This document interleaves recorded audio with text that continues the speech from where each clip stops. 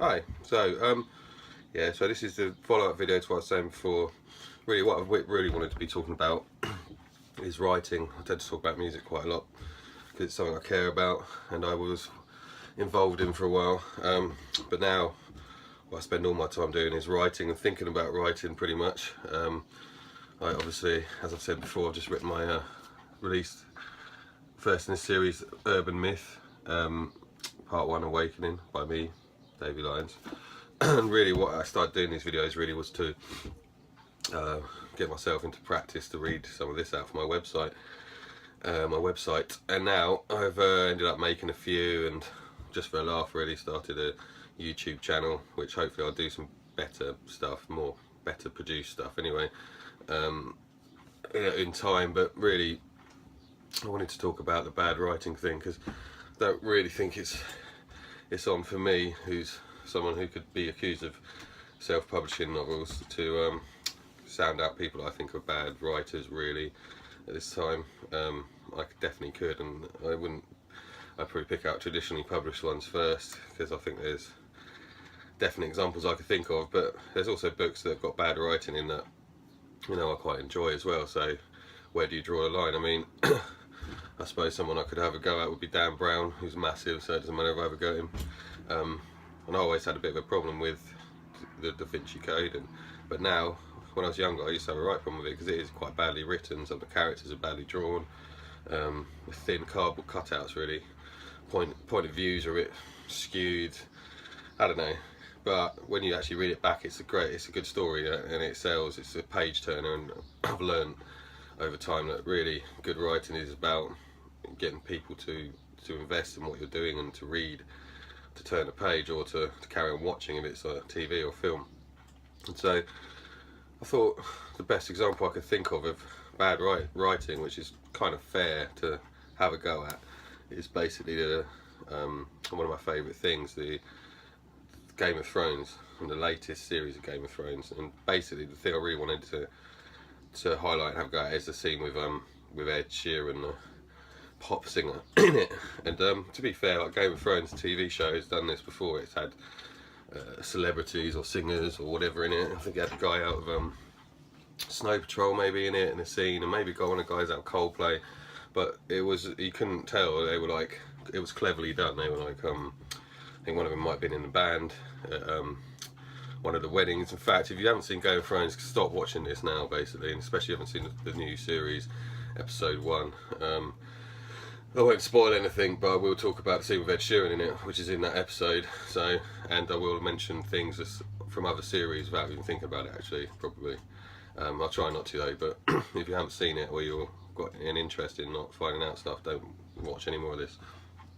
But if you don't mind, then I want to talk about that scene, because basically I think for me, Arya is probably the best character in Game of Thrones. I think in the books, possibly in the TV series, I think she is. I think I mean, obviously a lot of this is how it's acted by Maisie Williams, and she does an amazing job. But the writing in for Arya, it's been brilliant really for the first 4, 5 series, 6 series, and which is why that scene stood out so badly, because it wasn't the fact that it had Ed Sheeran in it, which annoys me in a way, but only because it was so badly written. So like, I could think of other examples. Like a really recent one is the guy at One Direction, Harry Styles, is in Dunkirk, which is an amazing film. I highly recommend to go and watch, and it's got a really interesting screenplay and structure, which I found very interesting. And obviously it's really well written, and Chris Nolan stuff often is. And Harry Styles is fine in it.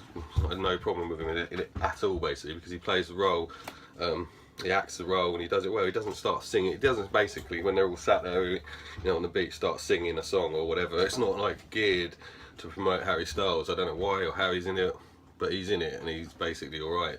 Whereas with Ed Sheeran, you can tell they've written this scene specifically for Ed Sheeran to be in it, and some management company or record company or someone said, you know, we want him to look a certain way, and we want him to have like a close-up or whatever it is, basically. So they've written a scene around this thing, and it doesn't work at all. So to get to the point quickly, I suppose. So Arya has had a pretty amazing story from series 1 to what are we now, 7, and basically if you've read the books you'll know that you can't have a go at the writing in the books. George R.R. Martin is a brilliant writer, and if you pick up Game of Thrones, you'll carry on reading it. If you're interested in that stuff, it's brilliantly written. It's, you know, the characters are different, and I think one of the great things they've done with the TV show and the writing in it has been amazing. The way they've taken what's in the novels and put it onto screen. I think they deserve a lot of credit for that. So it's not often that you see something that's badly written, and well, quite the opposite. In fact, it's really thought out. I mean, for instance, again, like, I hope this doesn't spoil anything for you, but in the books, characters are slightly different. I mean, they're younger, a lot of them. Well, Rob and John and Sansa, they're younger. Interestingly, Arya's probably the same age, I think, as when she started. Bran's pretty much the same age, but John and Rob, it's a slightly different dynamic. But what they did really well is they did this well with people like Cersei as well, as they kind of brought them into the story a bit, and they maybe not so much with Cersei, but with Sansa, say, one of my favourites, is they changed her into a slightly older character, only about a few years, like a couple of years, but she went from like a 10-year-old to a sort of 14-year-old.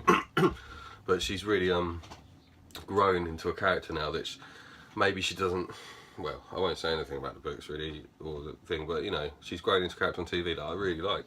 And Arya on TV has got, the TV series has some of the best things in it. I mean, some of the greatest scenes probably in any TV series ever been in the first 5 series of Game of Thrones, I think. And Arya has been in a lot of them, and especially with, I know, I can think of a couple, like, you know, when she first meets the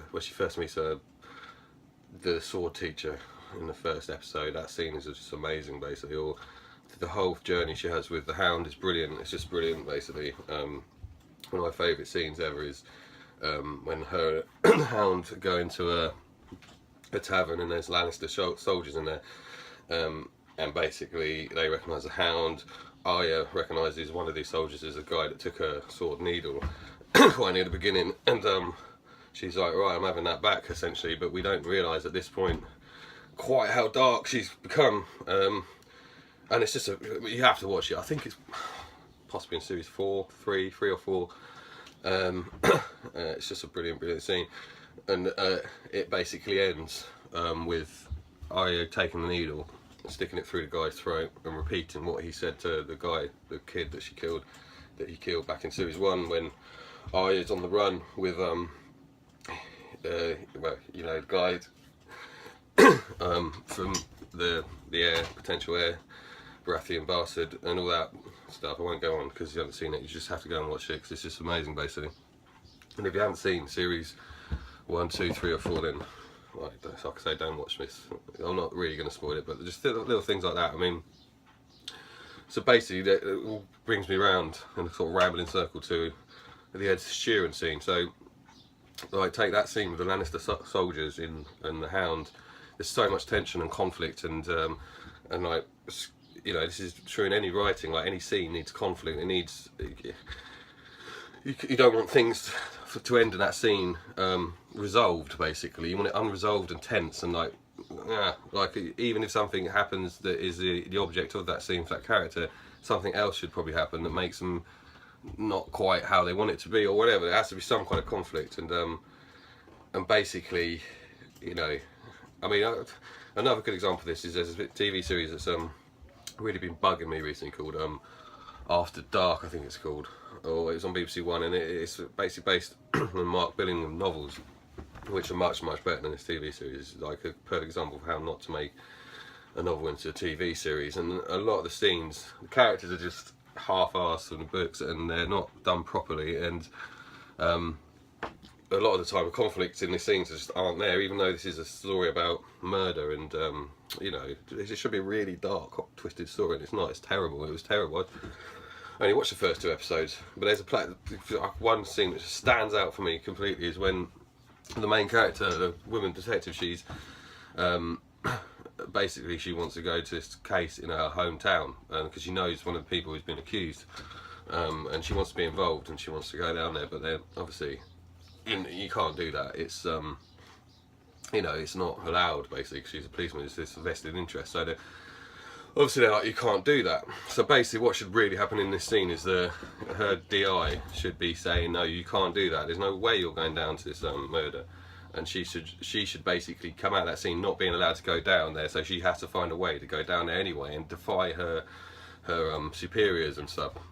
But what actually happens in the TV series is basically she says, no, I really want to go down there, and he ends up saying, okay, go down there, and then the scene ends. There's no conflict or anything. They sort of smile at each other, and the scene ends. It's this pointless scene, like it's a waste of everyone's time to write that, basically, like, because there's no conflict in there. Even in the book there, it's for some reason a flaw in that scene, then change it. You know, it doesn't work as far as I'm concerned. So if you're writing for TV, it's even more important because it's very immediate and the scenes are very short, much shorter. Or, you know, it's a style. Like if you're writing film, TV, or comics, you're constrained to a style. Whereas with novels, you can maybe go out of that. I mean, I like this I wrote as a kind of, I've got a kind of system that I've sort of adapted from other people's systems and stuff. Of course, I've done courses, I've read books and blah blah blah, and I've written books, which is the main way of. I wrote a novel a few years ago and I got it sent off to an editor and they just absolutely destroyed it. But it taught me loads basically about how to write. And same when I started doing Commando, I really wanted to do it, and I asked, you know, basically got an opportunity to do it.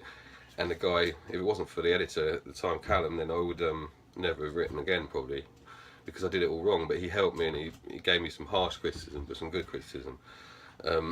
So yeah, basically the good writing on TV, I mean, with novels, there's a way to write a bestseller, and on TV there's an absolute way that you have to do it, I think. I mean, with films there's a lot of room for manoeuvre, but if you want to write a commercial film or a film that people will sit down and watch from beginning to end, then you need to basically follow certain rules, i.e. the conflict has to be there in every scene, and even if it's a comedy, even if it's a romantic thing, whatever. And all this ramble brings me back to, obviously, this scene with Aria and fucking Ed Sheeran in it. Right, so what happens in this scene? There's so many things wrong with it. If you bear in mind what I said about the Lannister scene, where she's with the Hound, and she gets Needle back in series 3 or 4. Those are Lannister soldiers. Like, these are dirty bastards. They're trying to rape the woman who serves. The guy comes up to the Hound and says, "Give me." The Hound. It all kicks off when the Hound says, "I want your food." Basically, I want give me a chicken, and the guy says, "You give me your little chicken and we'll give you our chicken," basically implying they want Arya, who at this time is 12 or something, and basically they're dirty, devious scum, these soldiers, and it's supposed to be in a medieval style world, so of course they are, so basically the scene with Ed Sheeran in it has these, like, she's going through the wood and she hears this singing, this lovely voice, which is obviously Ed Sheeran singing this crappy song that he's written for it, or whatever it is. It might have been written by George Martin, I don't know. But essentially, she hears this voice and she's like, completely out of character for Arya. She's like, "Oh, I wonder who that is. I'll go and check that out." And then she sees there's 6 Lannister soldiers. Again, completely out of character. She goes and decides. She essentially goes up to them and says, "Oh, that's a nice song. I've never heard that one before." And Ed Sheeran says, "Oh, it's because it's a new one." Right, so you've got this crappy joke basically you're taking everyone out of the world there straight away. So what would usually happen, what would be a good scene, so now, is that they had something that maybe Arya wants, or they, one of them, at least one of them wants her, like, because these are soldiers on the road, and then it kicks off and then she shows them exactly what she can do, kind of thing. That's what I was hoping to see. But what actually happens is she sits down, and a guy out of This Is England, who's a brilliant actor, so I don't know why they wasted him on this scene. This is one of the travesties of this scene. He's a kid out of This Is England to play a completely unbelievable character. So like these Lannister soldiers are sort of "Oh, come and sit with us," and then they talk about their kids and "Oh, I can't wait to get home. We've been out for 6 months." They haven't got a scratch on them. They haven't got any beards or anything. And the whole thing's just completely crap, and they try and like add a bit of conflict and tension to it by seeing her checking out their swords and stuff. And then you've got defenders of this scene on forums and stuff who are saying, oh well, you know, it's really important because it shows that she can, she's not like totally gone yet, or you know, she can restrain herself when it comes to fighting Lannister soldiers, and it needed to sort of to show where she's going. You know, she said she was going back to King's Landing to kill the Queen. They all laugh. But you could have done that in so many ways. You didn't need that scene. The only reason that scene is in there is because of Ed Sheeran. So basically the writers, the reason I believe that's so badly written is because they weren't invested in it. They were like told they had to do it, and they were like, well, just whatever, basically. There was no thought put into it, and there must have been, I believe, probably some pressure from Ed Sheeran's side to say, no, we don't want him getting stabbed or whatever it is, because it could have been a funnier, much better appearance if she'd gone, you know, mental or more. At least one of those soldiers, 6 soldiers, should have been layering at her or telling her to fuck off, which is what they would say basically in Game of Thrones. If you watch Game of Thrones, every other time soldiers have been in it, like in that situation, they're not being nice basically, especially to a young girl walking, you know, travelling through the forest. So, and Arya knows this, like of course she knows this, like she's gone from like a little girl seeing her dad getting executed in front of her, like running across the Westeros. Well, I'm not going to go through what she's been through because you'll know if you've seen it, and if you haven't then you should watch it basically. But she's definitely in a position where that scene just would never have happened. So essentially it's not even in it. I hate Ed Sheeran as a musician, you know, I'm sure he's a nice person, but I don't like his music at all. I think it's rubbish, so that could have maybe tainted it. But then I don't like Coldplay and I don't like One Direction, and you know, I've got no problem with those people being in films or TV appearances if their scenes are well written. And Dunkirk is a brilliant film, and Harry Styles, like, he doesn't stand out. He's not like the big star or anything. He's just got a little role in it, and he plays it beautifully, and it's filmed amazingly. So you don't even think apart from the first time you see him, well, that's that guy at One Direction. Whereas this whole Lannister scene was just, it really annoyed me basically because I'll finish now because this has gone on for ages, but it really annoyed me because it's Game of Thrones is one of my favourite things. It's really well written. The books are amazing, and the TV series is probably one of the best written adaptations I've ever seen of anything on TV or film. I think it's really well done, and I'm going to make a video about more of Game of Thrones. Why I think that, like I say, the way they've taken the characters from the book and made them into a sort of an adult, a series that appeals to adults and possibly young adults and probably teenagers, I imagine, is and probably kids as well, probably like stay up and watch it. And it's brilliant. It's just the perfect adaptation up to the point where George R.R. Martin's books stopped. Then it started, I feel, and I know I'm not alone in this, and a lot of people get annoyed with people having go, why did you watch it then? Because I love it, and it annoys me that the writing's dipped, and I think it has dipped since the books, it's caught up with the books. But like I say, I'm going to make more videos about this in the future. I've gone on for way too long, and if you watch this, I totally appreciate it because it's gone on for ages. But I think I'm right on this Arya Stark scene, and I'm not holding it against Game of Thrones because it was a little dip, and I understand they were trying to, you know, get a promo opportunity out of it with Ed Sheeran, but that's not what you should do. If you're going to put Ed Sheeran in it, give him a role, make him dirty Lannister soldier, and then give him something interesting to do, and then fair enough. But don't write bad scenes. Doesn't matter if it's Ed Sheeran or whatever, just don't write them. That's my advice. Cheers, bye.